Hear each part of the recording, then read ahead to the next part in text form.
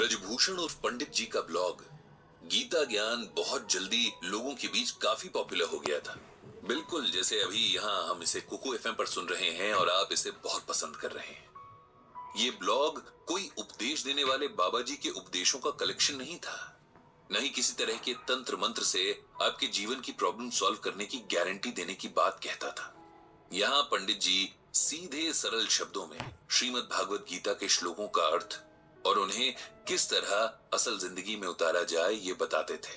पढ़ने वाले उनसे आर्ग्यूमेंट भी करते थे कि यहाँ पर ऐसा क्यों कहा गया है, वैसा क्यों कहा गया है, या ये असल जिंदगी में पॉसिबल है ही नहीं, वगैरह वगैरह। पंडित जी हर सवाल का स्वागत करते हैं क्योंकि सवालों से जवाबों के रास्ते खुलते हैं। कई बार सवाल हमें उस जवाब तक ले जाते हैं जिसे हम न तो पहले सोच पा रहे थे, न किसी बात को देखने का ऐसा नजरिया बना पा रहे थे।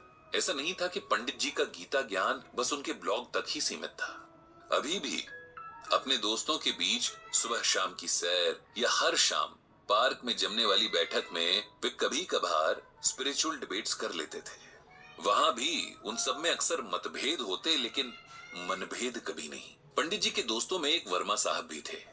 उनका शहर में खूब बड़ा कपड़ों का बिजनेस था जिसे अब उनके बेटे संभालते थे। वर्मा साहब ने तो अब खुद को पूजा पाठ और दान पुण्य तक ही सीमित कर लिया था। शहर की कोई धर्मशाला, कोई मंदिर, कोई सरकारी स्कूल ऐसा नहीं था जहां वर्मा साहब की दान की हुई कोई चीज ना हो। ये कैसे पता चलेगा कि कोई चीज वर्मा साहब ने दी है? तो उसके लिए वाटर कूलर, पंखे वगैरह दान की हुई चीजों पर हर दानी की तरह उसका नाम जो लिखा रहता था। रोज शाम की बैठक में वर्मा साहब अपने किए दान पुण्य की बातें करते। ऐसा करने के पीछे उनका शायद कोई स्वार्थ ना हो, बस आदतन कर देते थे। लेकिन बाकी के बुजुर्गों को ऐसा महसूस होता कि वे अपने अगले जन्म के लिए कुछ भी पुण्य नहीं कमा पा रहे हैं। अब सब लोग वर्मा साहब की तरह तो पैसे वाले हैं नहीं, अभी भी घर की जिम्मेदारियों से घिरे हुए हैं, और दान तो कोई तब करे जब फैमिली की जरूरतें पूरी हों। वर्मा साहब की कहानी भी बड़ी इंटरेस्टिंग थी। ऐसा नहीं था कि उन्हें सब कुछ विरासत में मिला हो। उनके पिता की शहर के एक बड़े चौराहे पर एक छोटी सी किराना की दुकान थी और फैमिली बड़ी थी, तो बस गुजर बसर करने वाले हालात थे। वर्मा साहब का मन कभी पढ़ाई में लगा ही नहीं। उन्हें तो बाजार की चहल पहल अट्रैक्ट करती थी। पिता की छोटी सी दुकान पर बैठना उन्हें कभी रास नहीं आया, लेकिन मजबूरी थी। पिता ने साफ कह दिया था कि या तो पढ़ाई करो या दुकान संभालो। वर्मा साहब छोटी सी उम्र से दुकानदारी करने लगे। अब 20 साल के युवक हो गए थे और जिंदगी घर और दुकान के बीच ठीक ठाक ही चल रही थी कि एक दिन अचानक उनके पिता चल बसे। अब जाकर वर्मा साहब को एहसास हुआ कि पिता कैसे पूरे परिवार को बांधे हुए थे। उनके बाकी भाई तो पढ़ाई में बिजी थे और उनकी पढ़ाई के सारे खर्चे इस छोटी सी दुकान पर ही डिपेंड करते थे। इस तरह छोटी सी उम्र में एक तरह से पूरे परिवार की जिम्मेदारियां वर्मा साहब पर आ गईं और कम उम्र में पड़े बोझ ने उन्हें वक्त से पहले ही सीरियस बना दिया था। अपनी मेहनत और बिजनेस माइंड के दम पर वर्मा साहब ने एक छोटी सी दुकान से इस शहर के सबसे बड़े कपड़ा व्यापारी तक का सफर तय किया था। आज उनके बेटों के पास एक सफल कारोबार है जिसकी नींव उनके पिता के पसीने की नमी थी। पंडित जी अक्सर एक बात नोट करते कि तमाम पूजा पाठ और दान पुण्य के बाद भी, जीवन के सारे सुख और सम्मान होने के बाद भी वर्मा साहब के चेहरे पर सुकून गायब रहता, जो एक्चुअली होना चाहिए था।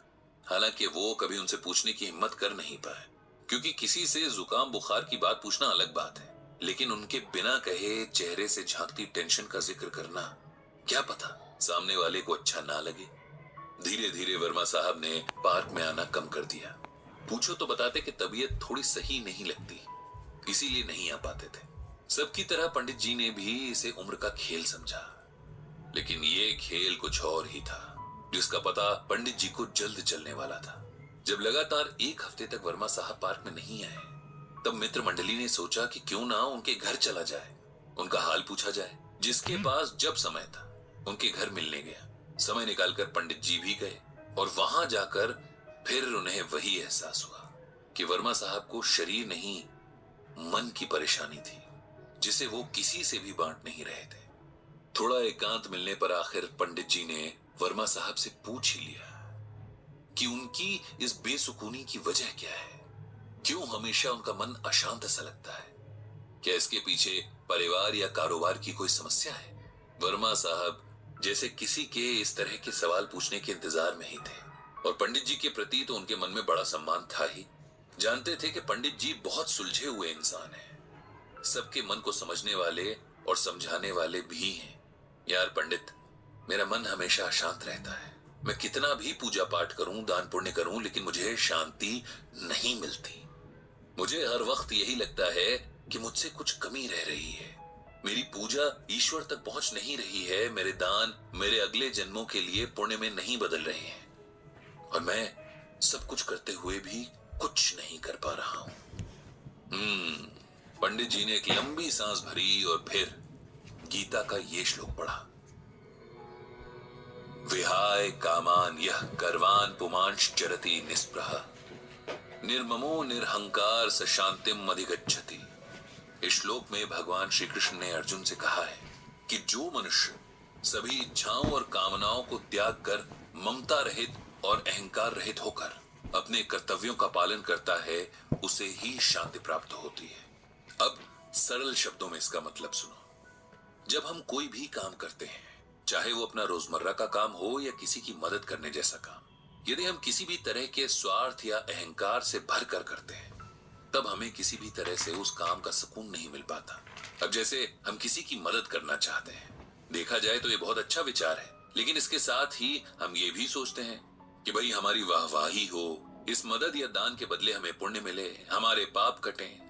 तब हम निस्वार्थ भावना से दान नहीं कर रहे। इसीलिए हो सकता है कि हमें पुण्य तो मिल जाए लेकिन शांति न मिले। ये रूल जीवन के हर काम पर लागू होता है।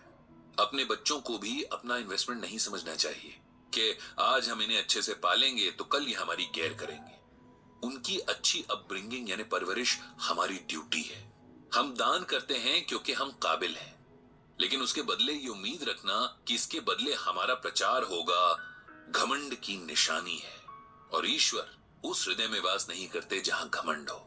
इसी तरह उस हृदय में सुकून को भी जगह नहीं मिलती। अपना कोई काम करना, किसी की मदद करना हमारा फर्ज है, जिसे पूरा करना हर किसी की जिम्मेदारी है। इसके बदले कुछ मिलने की एक्सपेक्टेशन रखना गलत है। वर्मा साहब, आपने जीवन भर मेहनत की, आपको लगता है कि आपके परिवार को आपके प्रति थैंकफुल होना चाहिए। वे होंगे भी, लेकिन इस एहसान का शुक्रिया वे एक समय के बाद करना बंद कर देंगे। लेकिन आप उनसे हर समय ये सुनना चाहेंगे। ऐसा ना होने पर आपको दुख होगा, जबकि देखा जाए तो आपने किसी पर कोई एहसान नहीं किया। आपने जो किया वो परिवार के सदस्य होने के नाते आपकी रिस्पॉन्सिबिलिटी थी। हर कोई अपने परिवार और समाज के प्रति इसी तरह अपनी रिस्पॉन्सिबिलिटी निभाता है। आप पूजा पाठ करते हैं, ये भी उस भगवान के प्रति हमारा फर्ज ही है, जिसने हमें मनुष्य के रूप में जन्म दिया और इस धरती के सभी सुख भोगने का अवसर दिया। अपनी पूजा का प्रदर्शन करके भी हम उस सुख से हाथ धो बैठते हैं। इसीलिए कोई भी काम बिना घमंड और सेल्फिशनेस के किया जाना चाहिए, तब मन पर किसी तरह का बोझ नहीं होता। हम जानते हैं कि हमने अपना काम अच्छे से किया है, बाकी उसका फल जो भी मिले उसे ईश्वर और किस्मत पर छोड़ देना चाहिए। वर्मा साहब को अब समझ में आ रहा था कि कहीं न कहीं उन्होंने आज तक जो भी किया उसमें उनका एक स्वार्थ जरूर रहा। लोगों द्वारा उनके एफर्ट्स को स्वीकारे जाने, उनका गुणगान किए जाने की इच्छा रही, और जब इसमें कहीं कोई कमी दिखी तो उनके मन का सुकून छिन गया। गीता के इस ज्ञान ने मेरी आंखें खोल दी हैं। मुझे समझ आ गया है कि शांति की राह बिना किसी अहंकार और स्वार्थ के किए काम में है। उनके चेहरे पर अब थोड़ा सुकून झलकने लगा था, देर आए दुरुस्त आए वाला सुकून। पंडित जी भी खुश थे कि आज गीता ज्ञान के कारण एक और मन को जीवन का सही रास्ता मिल गया। उन्होंने मन ही मन भगवान श्री कृष्ण और श्रीमद् भागवत गीता को प्रणाम किया और मुस्कुराते हुए अपने घर की ओर निकल पड़े।